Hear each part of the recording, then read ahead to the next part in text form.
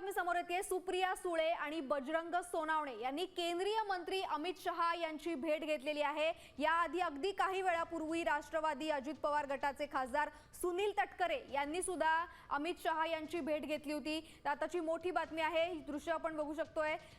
सुप्रिया सुळे यांनी अमित शहांची भेट घेतली। या संदर्भात अधिक माहिती घेऊया आमचे प्रतिनिधी भरत मोहोळकर यांच्याकडनं। भरत, आता सुप्रिया सुळे हे अमित शहा यांना भेटायला गेल्यात, काही वेळापूर्वी सुनील तटकरे भेटलेले, काय अधिकची माहिती?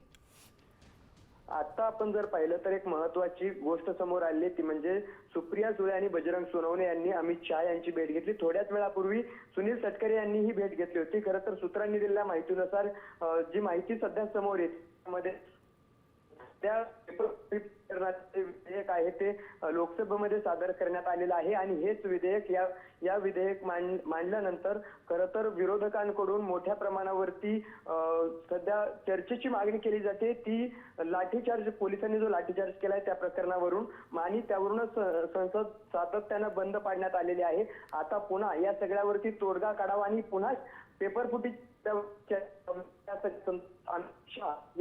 यांच्यामध्ये ही बैठक झाल्याची माहिती सूत्रांनी दिली आहे। भरत, धन्यवाद तुम्ही दिलेल्या सविस्तर माहितीसाठी। तर सुप्रिया सुळे आणि बजरंग सोनावणे हे अमित शहा यांच्या भेटीला गेलेले आहेत। साम टीव्ही मला बघायला आवडतो, कारण त्यावर दाखवल्या जाणाऱ्या बातम्या रिलेट करतात।